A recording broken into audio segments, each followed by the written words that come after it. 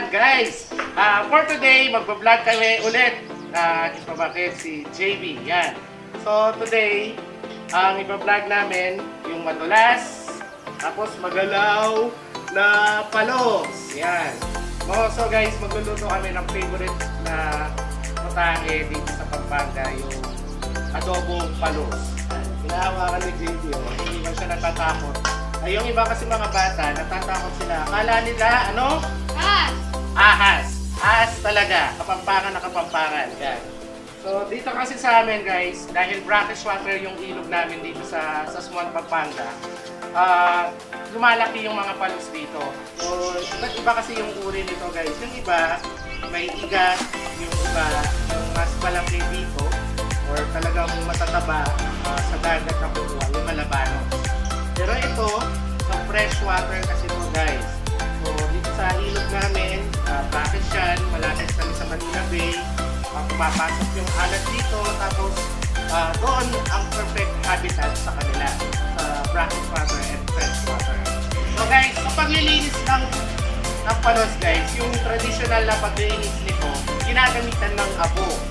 Yung iba gumagamit ng buhangin at yung iba gumagamit din ng suka. Yung suka kasi guys, hindi magandang gamitin to. Kasi matatanggal yung balat ng palos, tapos matatanggal din ang taba nito. Hindi lang yun, mag-iiba yung texture ng laman ng palos kasi titigas ito guys. So hindi siya magandang gamitin. So traditionally talaga, magandang gamitin yung abo. So ang paglilinis nito guys, kailangan lang natin ilagay sa abo yung palos, tapos palubin siya. So, talagang makikita mo na medyo magalaw siya kasi ayaw ng palos yung abo.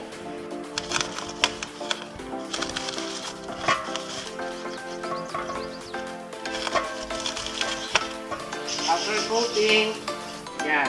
Hawakan mo na yung gulo. Yan, gulo. And then, yan. Hugot, time. So, kailangan talaga ng sobrang sobrang hila para matanggal yung abo na may kasamang slime. So, ulit-ulitin mo na naman siya guys. Ulit. No.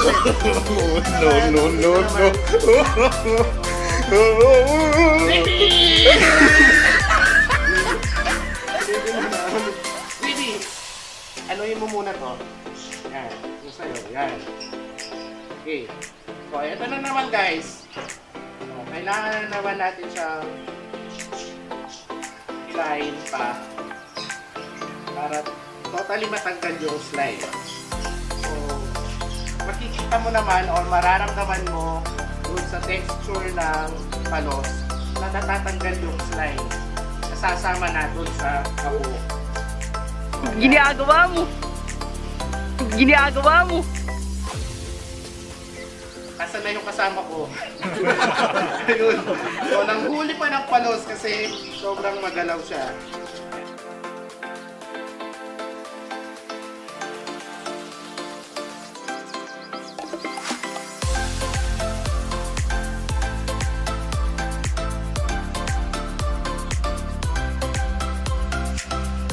So, ayan guys. Hugasan na natin yung mga palos. So, yan, hugasan namin para matanggal yung abo na nakadikit doon sa katawan ng palos. Yan. Okay. Hugas. Hugas time! Yan. So, malakas yung faucet natin. Narin natin. Yan.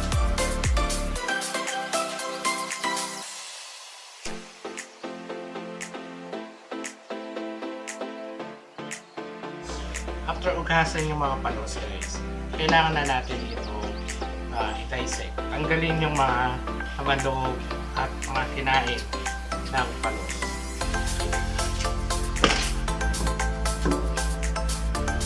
Ginagawa ko kasi guys, yan, iiwain ito para makuha yung bituka, yan, yung loob niya, yung kinain, matanggal lahat. Hanggang sa dulo, doon sa may parang dito yung pinaka kung saan yung nagdudumi yung palos. So yun, hanggang doon guys, tatanggalin natin.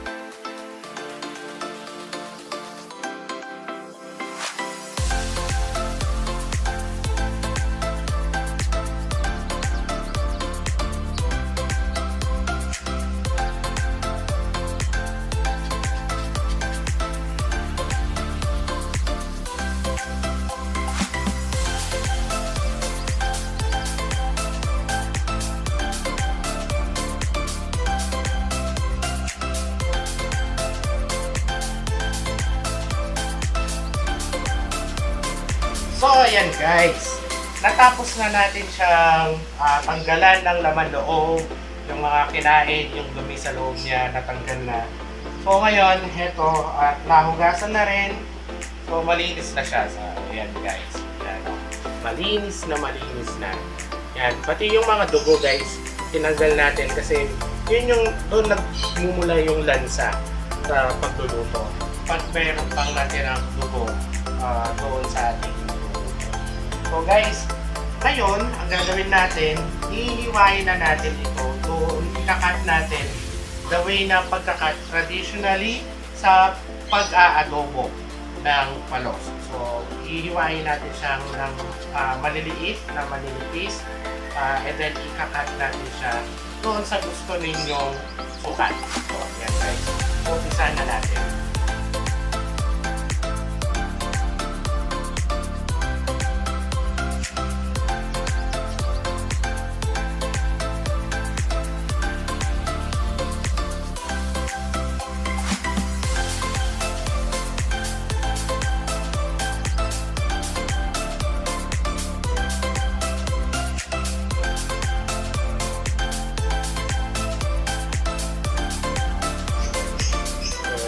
Ganyan siya guys, yan.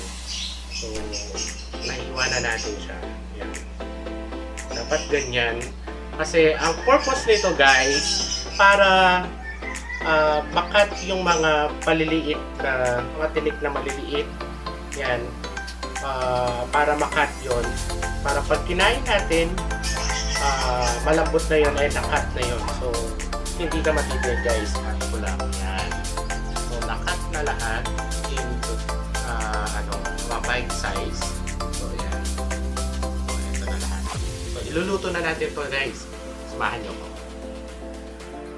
Bago tayo magsimula, please subscribe to my channel and don't forget to click the notification bell. Thank you. So, ayan guys. Na-clean na natin lahat-lahat. Yung mga palos natin, na-cut na natin. Well, naka-prepare na ito and ready to cook na. So, yan.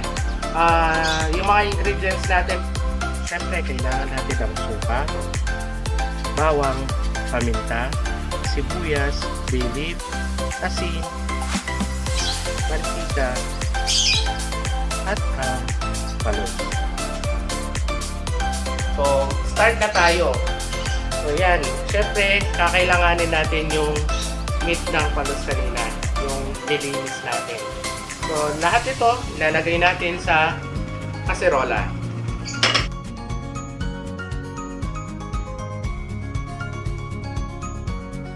So, nandito na sa casserole yung palos natin. So, kakailangan lang natin ng, syempre, ng bawang. So, ito. Ayan. Ika-crush natin to guys. Ayan. So, ika-crush natin and then, we will put it sa casserole.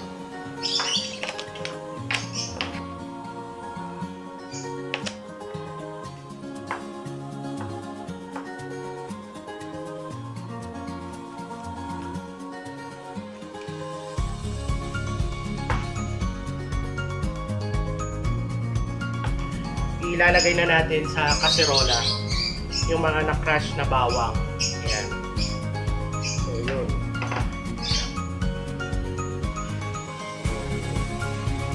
Lahat ng na-crush natin na bawang, ilalagay natin. Tapos, lagay na natin yung paminta guys.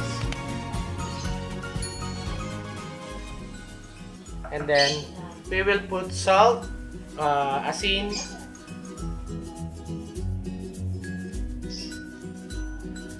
then of course yung bay leaf. So, lagay tayo ng bay leaf dyan guys.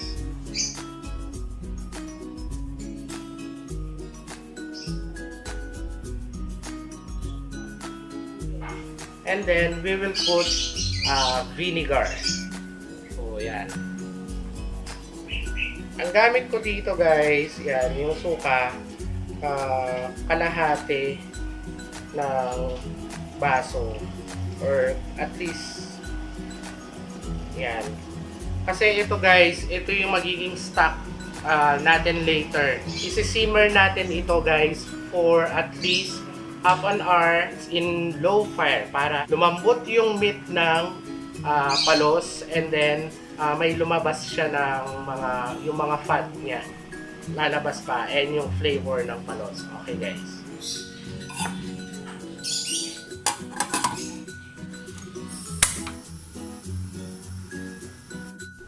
Makalipas ang ilang minuto.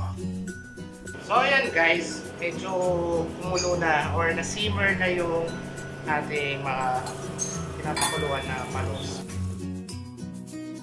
So ayan, na-simmer na yung mga palos natin. So it's time to gisa-gisa tayo.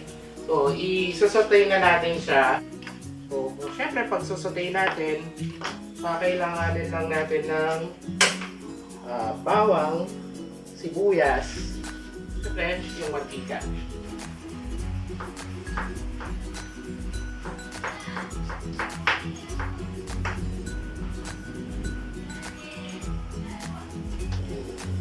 Ayan. Sa pan, magdidrizzle na ako ng mantika. Ayan. So, start na natin yung pagigisa, guys. Yung nahiwang bawang, lagay na natin. Tapos, so, iba-brown lang natin yung garlic. And then, lagay na natin yung sibuyas. So, may slice na sa kanina. Ayan. So, ayan, right. Make sure lang guys na lutong-luto yung sibuyas saka yung bawang natin. Kasi yung iniluluto natin na adobo, syempre may suka yan. So ayaw naman natin maging sariwa ulit yung mga sangkap pag binuhusan ito ng sauce ng ating adobo. So yan guys, ilalagay na natin yung palos. Yung palos mismo. Yan. Sasautay pa natin guys doon sa onion and garlic.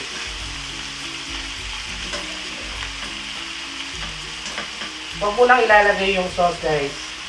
Yung munang meat, yung palos muna. Sasautay lang natin. Then after, doon na ilalagay yung sauce.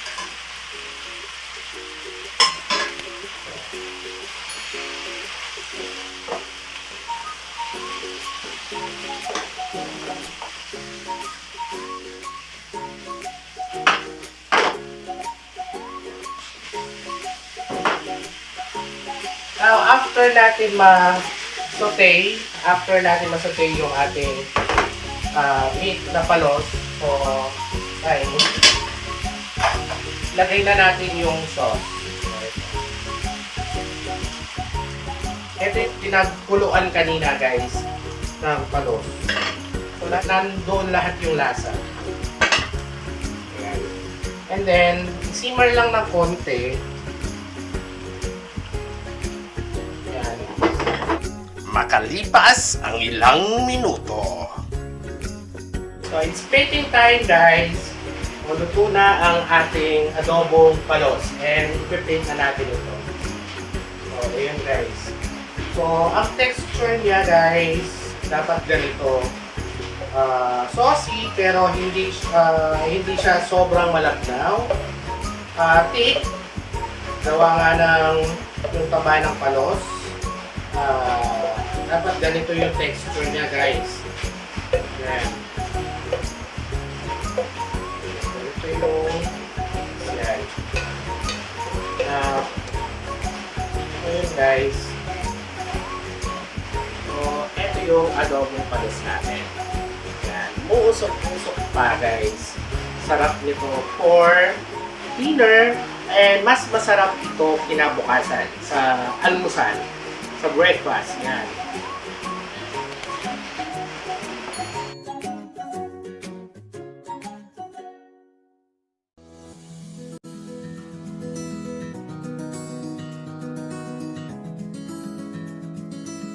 Makalipas ang isang araw. Good morning guys! Yan, so excited ako kumain ng breakfast natin ngayon kasi doon sa iniluto natin na palos kahapon, so ngayon siya masarap na kainin sa breakfast. So I have here yung fried rice tapos yung palos na ilinuto kahapon na hanggang ngayon thick pa rin yung texture niya na masarap ihalo sa breakfast. So tikman natin guys. Yung texture niya, malalaman natin.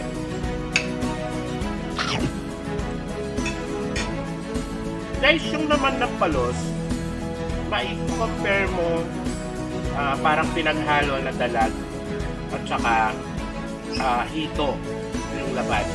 So, ganun yung texture niya guys kasi medyo meron pa rin fat doon sa laban. And then, advice ko lang pag kumakain nito guys, doon na-cut na natin yung mga tinik doon, yung maliliit na tinik guys. Yung pinakagitna niya, yun, medyo iwas-iwasan doon kasi masyado itong matalim. So, yung tinik niya guys. So, iwasan natin yun. Sobrang sarap talaga. Parang reminds me pag nandito si tatay na nagluluto ng adobong palos. Every time na magluluto siya, kahit sabaw na nga lang doon, magtitira pa siya for breakfast kinabukasan. Kasi kahit sabaw lang nito, kahit yung sauce lang nito guys, ihalo mo sa fried rice, sobrang sarap. So yun.